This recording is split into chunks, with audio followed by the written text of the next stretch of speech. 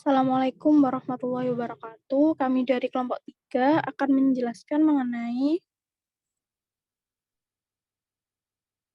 bab analisis lingkungan internal. Sebelum kita memulai materi pada hari ini,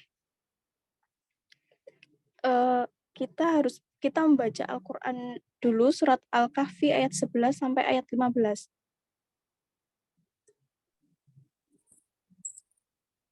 Bismillahirrahmanirrahim. Fadarabna ala fil kahfi sinina azada summa ba'athnahum lina'lama ayyul hizbaini ahsa lima labithu wa amada. Nahnu naqussu alaika naba'ahum bil haqq innahum fityatun amanu bi rabbihim fazidnahum huda. Warabatna ala qulubihim idh qamu faqalu rabbuna rabbus samawati wal ardi nad'u wa min dunihi ilahal laqad qulna idzan saytata haulai qaumun ittakhadhu min dunihi alihah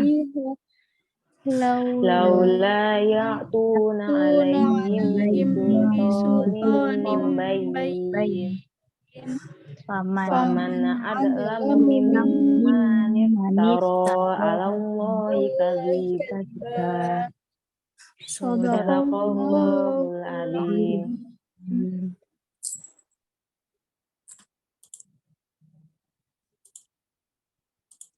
Materi selanjutnya akan mulai dipaparkan oleh Putri Anarki.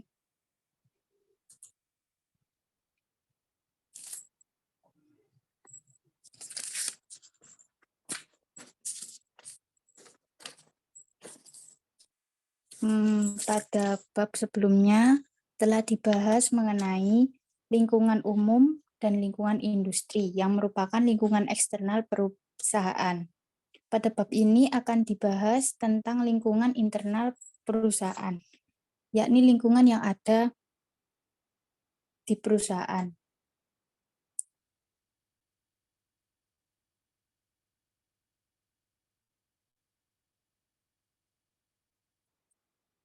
Di sini kita akan membahas lingkungan internal perusahaan dan pendekatan fungsional serta contohnya.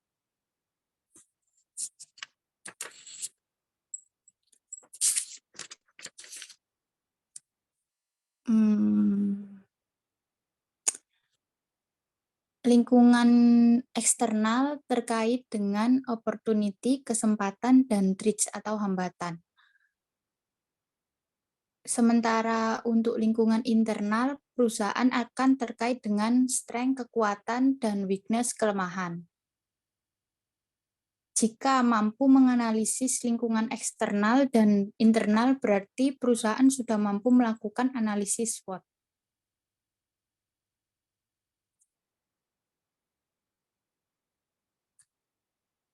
Lingkungan internal menurut Nilasari tahun 2014 ada 3 kategori, yaitu kompetisi, kompetisi inti, dan sumber daya. Kompetisi adalah perkembangan superior dari kompetisi umum atau dapat juga dinyatakan sebagai kemampuan perusahaan dalam mengembangkan kompetensi dan sumber daya yang lebih efektif dibanding dengan kompetitor. Menurut Amirullah tahun 2015, yang pertama, sumber daya perusahaan. Sumber daya perusahaan yaitu sumber daya berwujud atau tangible asset dan sumber daya tak berwujud atau intangible asset. Sumber daya tak berwujud. Contohnya adalah modal manusia, hak cipta, paten, merek dagang, budaya organisasi, brand name, brand produk, sistem informasi, riset, dan development. Yang kedua, kemampuan perusahaan. Kemampuan perusahaan diartikan sebagai kapasitas perusahaan dalam mengelola sumber daya yang dimilikinya guna mencapai tujuan perusahaan. Artinya bahwa perusahaan memiliki human capital yang berpengalaman, kompeten di bidangnya, skill yang mumpuni ditunjang dengan struktural kapital yang bagus dalam bentuk sistem informasi dan teknologi yang canggih. Yang ketiga, kompetensi inti, yaitu kemampuan utama di atas rata-rata yang dimiliki perusahaan sebagai sumber keunggulan bersaing dengan kompetitor.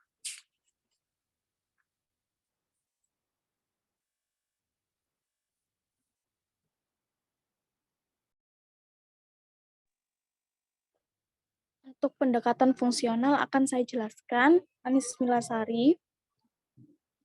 Pendekatan fungsional saat perusahaan melakukan analisis lingkungan industri, lebih baik untuk menggunakan pendekatan fungsional ini karena pendekatan ini dikenal pendekatan yang paling sederhana dan mudah untuk dilakukan oleh perusahaan.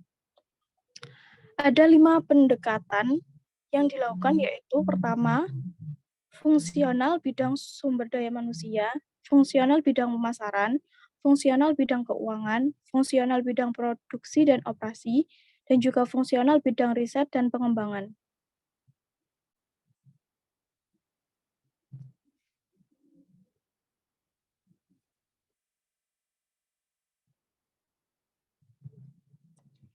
Yang pertama yaitu fungsional di bidang sumber daya manusia. Fungsi dari SDM yaitu sebagai penempatan sesuai bidang dan juga kebutuhannya. Selain itu, tugas lain dari SDM adalah untuk menganalisis kebutuhan perusahaan akan sumber daya manusia, termasuk mengetahui kelebihan dan juga kekurangan setiap karyawan yang ada dalam perusahaan tersebut. Perusahaan harus menganalisis sumber daya manusianya dalam untuk kegiatan strategis dan juga operasional.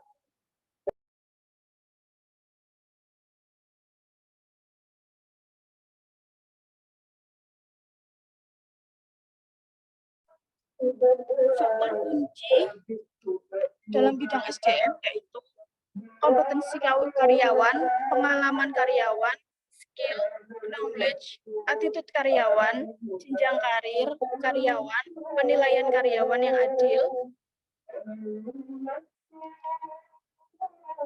struktur organisasi, hubungan kerja harmonis, dan lainnya.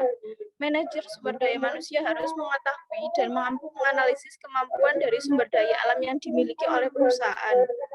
Karena sumber daya alam merupakan inti dari suatu perusahaan agar dapat berkembang dan bersaing dengan perusahaan lainnya. Next.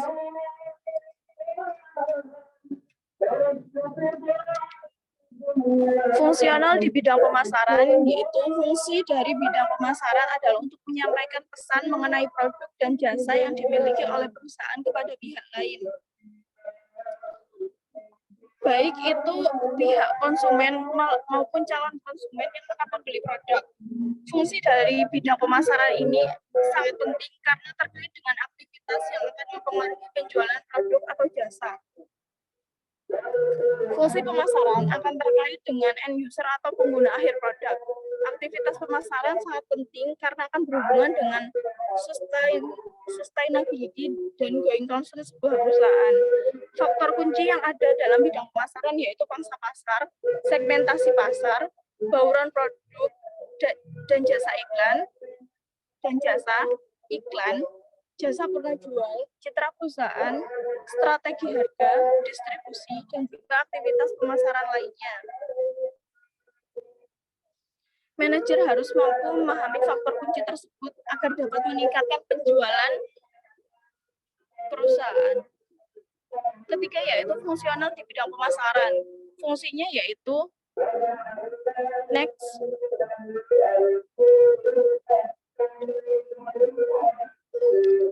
Fungsional dalam bidang keuangan, fungsinya yaitu untuk mengevaluasi kinerja dan evaluasi kontribusi produk atau jasa yang dimiliki oleh perusahaan.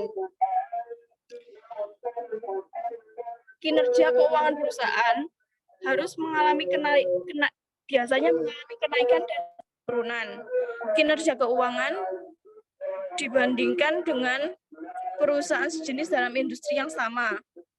Faktor kunci dari fungsional bidang keuangan yaitu sebagai perencanaan keuangan, modal kerja, likuiditas, leverage, profitabilitas, arus kas, total sumber daya keuangan, sistem akuntansi, kebijakan penilaian persediaan, hubungan dengan stakeholders dan shareholders. Manajer keuangan harus mampu memahami semua faktor kunci tersebut. Contohnya adalah perencanaan keuangan untuk ekspansi perusahaan ke luar negeri. Tugas seorang manajer keuangan harus menyiapkan sejak awal mengenai kebutuhan ekspansi tersebut. Data dan fakta harus disampaikan oleh manajer keuangan tentang kemampuan perusahaan untuk ekspansi. Data arus kas juga harus tersedia termasuk prediksi laba atau rugi perusahaan bila ekspansi benar-benar dilakukan. Fungsi selanjutnya akan dijelaskan oleh Wardatul Jazirah.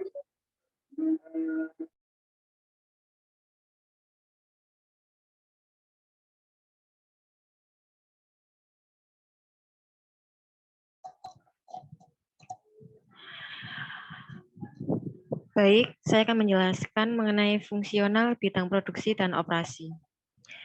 Faktor kunci bidang produksi dan operasi dalam analisis lingkungan internal adalah kapasitas produksi, ketersediaan bahan baku dan bahan penolong, mesin dan peralatan yang tersedia, layout pabrik, proses manufaktur, tata letak mesin dan peralatan lainnya. Bidang produksi dan operasi ini sama pentingnya dengan bidang yang lain karena terkait dengan ketersediaan produk atau jasa.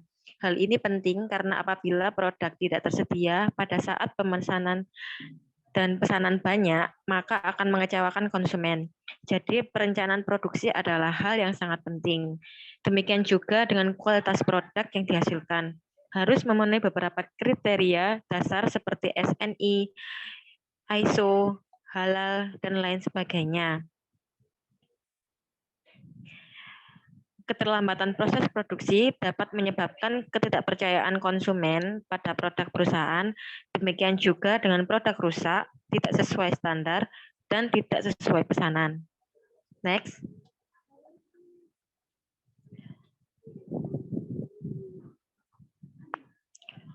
Fungsional bidang riset dan pengembangan. Faktor kunci bidang riset dan pengembangan adalah pengembangan rekayasa produk, laboratorium dari fasilitas pengujian yang lengkap, kemampuan penelitian dasar, desain, pengolahan, dan perbaikan, teknisi dan tenaga ahli yang terlatih.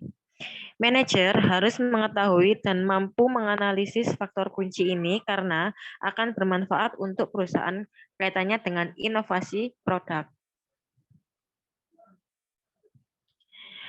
Bidang riset dan pengembangan ini memiliki arti yang sangat penting untuk kelangsungan hidup perusahaan. Karena dengan riset dan pengembangan inovasi dan menghasilkan produk dan jasa yang baru dan lebih baik dari pesaing lainnya. Pada perusahaan yang sudah besar dan mapan, bagian riset dan pengembangan ini dilembagakan menjadi unit kerja tersendiri yang dinamakan Research and Development Department. Pada perspektif riset intelektual kapital, ada perusahaan dalam kategori high IC, intensif atau perusahaan syarat dengan IC, Word, Cook and Whiting tahun 2009. Perusahaan-perusahaan tersebut sangat membutuhkan dan tergantung dari aktivitas bidang riset dan pengembangan. Contoh perusahaan tersebut adalah perusahaan farmasi, bioteknologi, telekomunikasi, teknologi hardware, equipment, software, healthcare, dan lainnya. Next.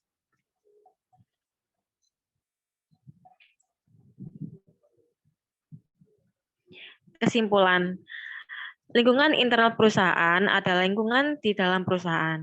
Lingkungan internal jika dikaitkan dengan keunggulan bersaing akan terdapat 3 hal, yaitu sumber daya perusahaan, kemampuan perusahaan, dan kompetensi inti.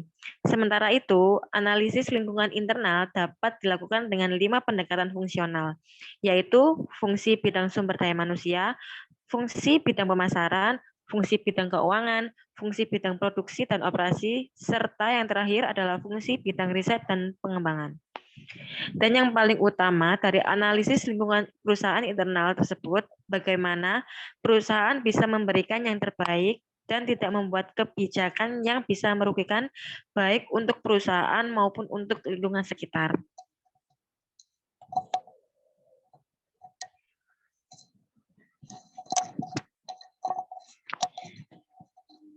Sekian presentasi dari kelompok kami.